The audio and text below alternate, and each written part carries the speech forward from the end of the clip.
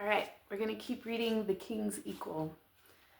We ended with the wolf asking Rosamond, "Why do you look sad, my friend?" the wolf asked her one night.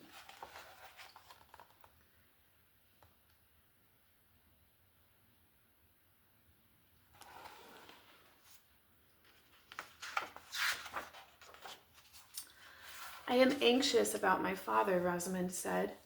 "Your father is well," said the wolf, and because Rosamond knew that he was not an ordinary wolf, she believed what he said and was comforted. "I am also anxious for my country," she said. "It is ruled by a greedy and arrogant prince who cares nothing for the welfare of the people." "Ah," said the wolf, "that is the kingdom that has searched in vain for a young woman of wealth and intelligence and beauty. If such a one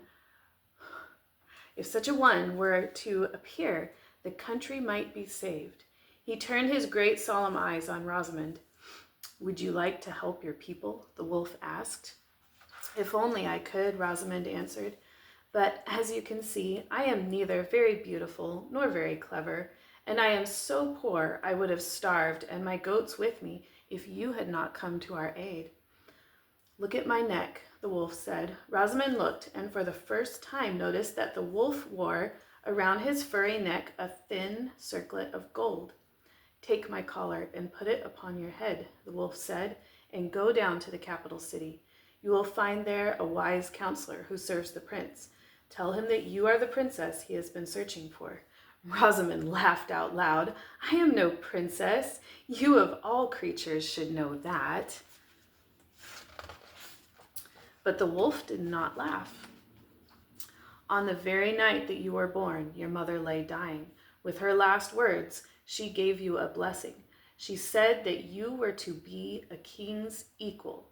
Rosamond grew solemn. The idea of going to the capital and making such an extravagant claim frightened her. But she thought of her dead mother and her loving father and all the people who were suffering, and determined to make the journey. She took the wolf's circlet of gold from around his neck and placed it upon her head. Suddenly, the tiny shack was filled with light. "Is it magic?" she asked.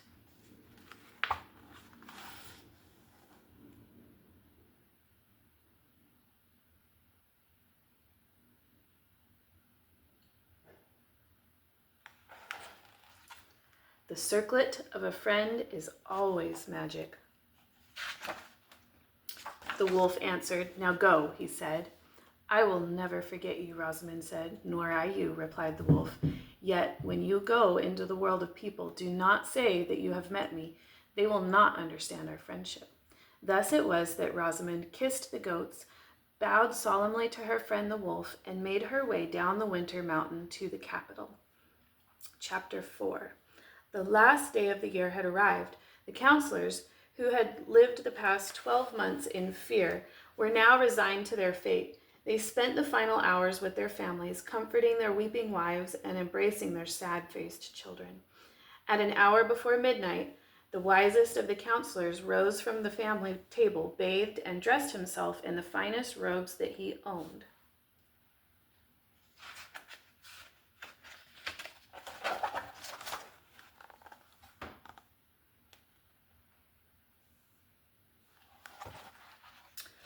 Just as he was about to leave for the palace, there came a knock on the door. The counselor opened the door, and there before him stood the most beautiful young woman he had ever seen. "I have been sent to your house," she said, "for you are to take me to the prince." The counselor hardly dared to hope. "And yet, I must warn you," he said, "the prince is a very hard man. If he does not accept you as his equal, I cannot promise that any of us will escape with our lives." "I am not afraid," Rosamond answered. "Neither should you be, for I promise you that tonight you will sleep in your own bed." The counselor did not question further, for he thought if this young woman were half as wise or wealthy as she was beautiful, no man would be able to resist her. When they arrived at the palace, the prince was already shouting, "Where is my wife, you incompetent fools? The year is over and still you have not found her. To the dungeon, all of you." The wise counselor stepped forward. "Your Majesty," he said, bowing deeply, "may I present the Princess Rosamond." On the first stroke of midnight, there came before the throne the most beautiful woman the prince had ever seen. From the first moment he saw her, Raphael was determined to have Rosamond for his wife. "You are the most beautiful creature I have ever seen," he said.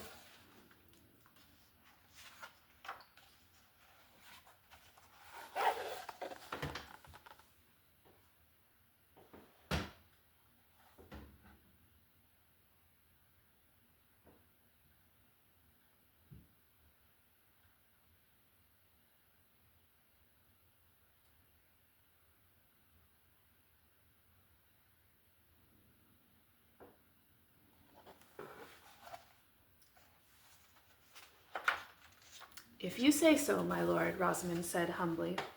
Suddenly, the prince remembered his father's words. The queen must be the king's equal in intelligence and wealth, as well as beauty. "You are certainly beautiful," Raphael said, "but are you intelligent as I?" "That is for you to decide," Rosamond said, "but I do know one thing that no one else knows." What could you know that I do not?" the prince asked haughtily. "I know," said Rosamond quietly, so that only he could hear, "I know that you are very lonely." The prince looked at her in astonishment. Until that moment, he had not known how very lonely he was. How could this woman, who was after all a stranger, know him better than he knew himself? "Very well," he said gruffly. "You have passed 2 tests, but there is still the requirement of wealth. What proof do you offer that your wealth can equal mine?" "None, my lord, for as you see, I have brought nothing with me. But perhaps there is a way we can judge. Is there at this moment anything you desire that you do not have?"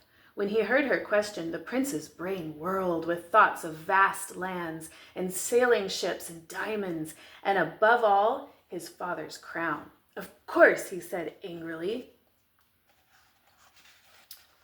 "There are things I desire that I do not possess." "Then," said Rosamond quietly, "perhaps you are poorer than I, for there is nothing that I desire that I do not already possess."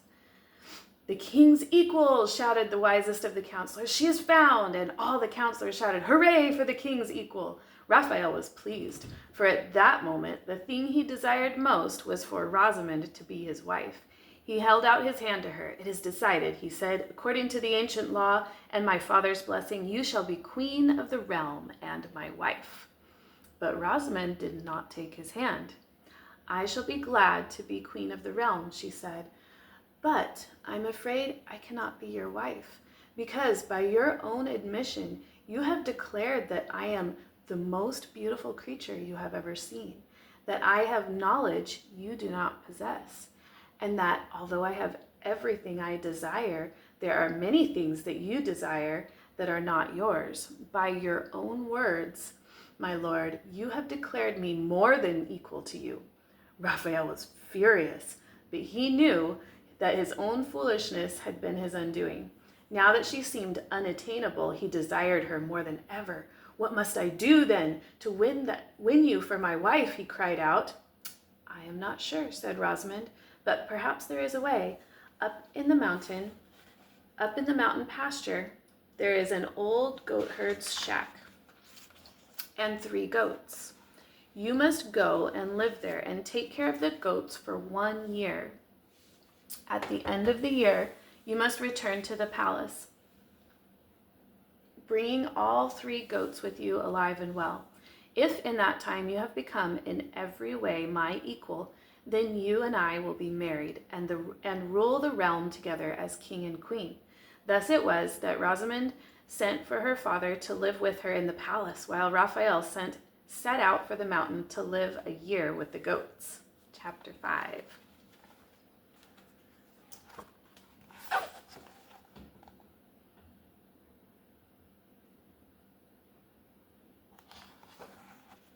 Rosamond hardly let Raphael out of her sight before she went to work. She put aside her circlet of gold, rolled up her sleeves, and set about undoing all the evil that Raphael had managed to do in his short reign.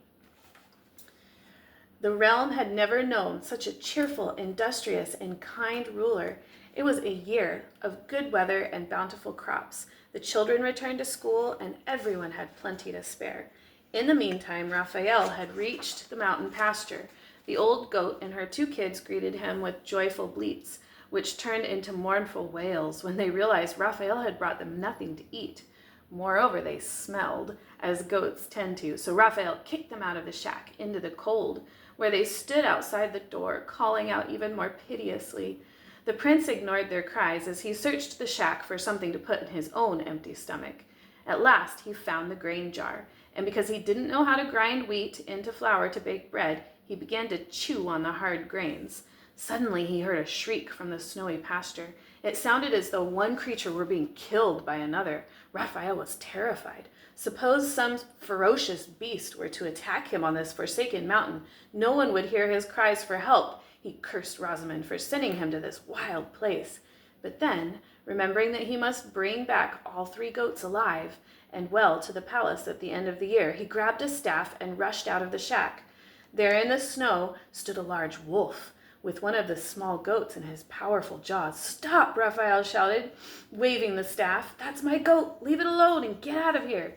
The wolf let go of the kid as gently as a mother cat drops a kitten. "I didn't know this goat was yours," he said.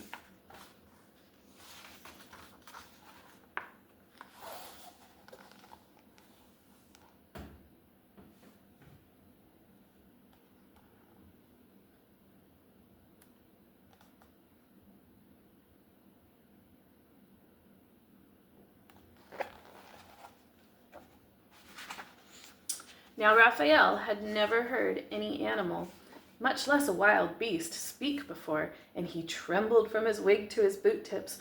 Who are you?" he asked the wolf. "I am a friend of Rosamond's," the wolf said. "That is all you need to know." "Then why are you stealing her goat?" Raphael asked, feeling a bit braver. "I wasn't stealing her goat. We're friends, too, the goats and I. We live together in this shack. I'd just gone out for the day, and when I came back, I found my friends shivering in the snow with nothing to eat, and a stranger in our home, gobbling up all our grain. We played a rather simple trick to rid ourselves of an unwanted intruder. It seems to have worked." "Rosamond never mentioned you to me," said Raphael grumpily.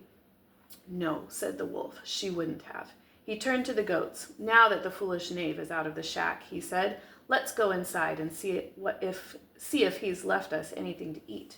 The wolf followed the goats inside and shut the door. At first, Raphael was too proud to knock at the door and beg the animals' forgiveness.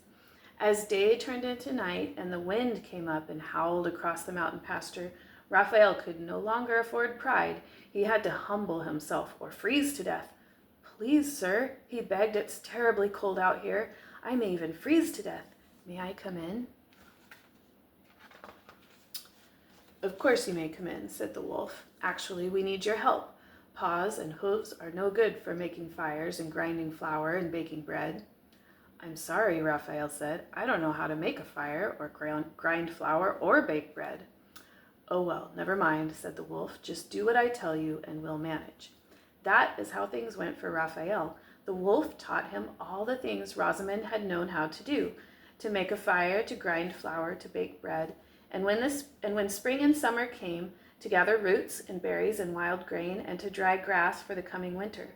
As the months went by, Raphael's skin burned and his hands grew calloused. His fancy clothes were in tatters, and mischievous birds stole his wig for a nest.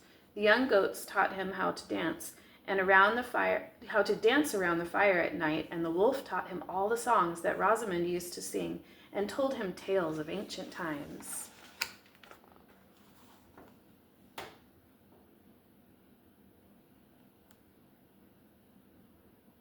I love the expression on the little goat's face.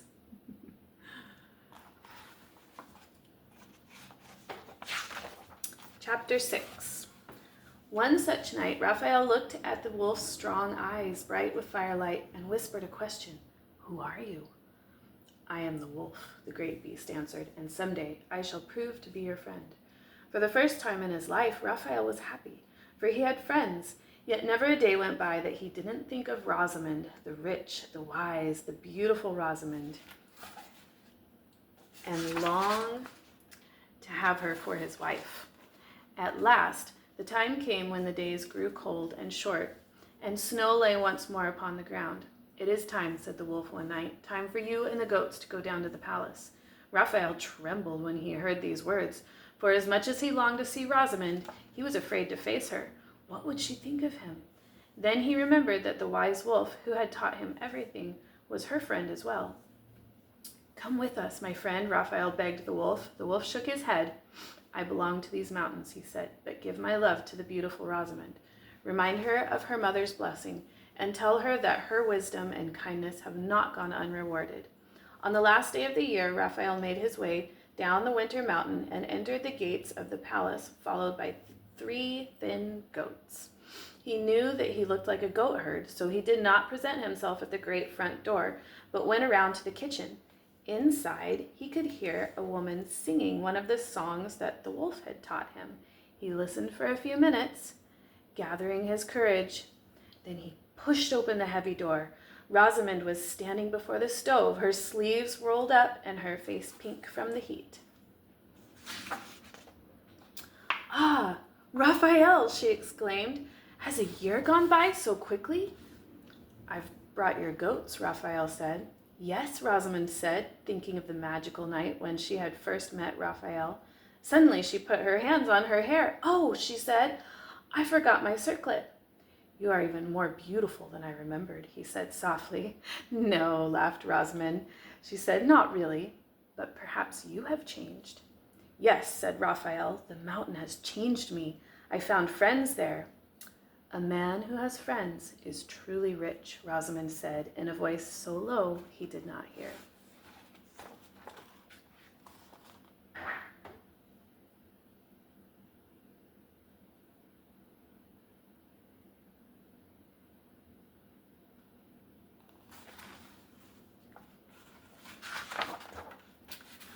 "I have learned much from my friends," Raphael continued. "I have learned to sing and play and make my daily bread. I have also learned that I am not as handsome or clever or wealthy as I once thought.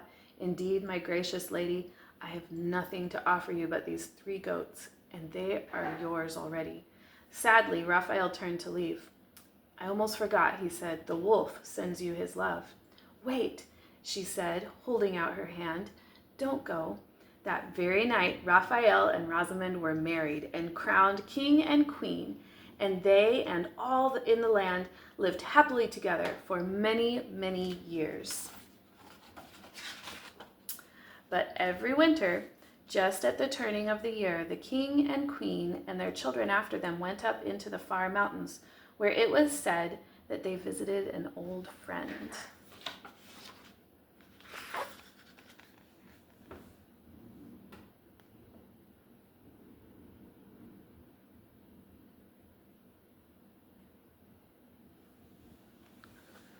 The end.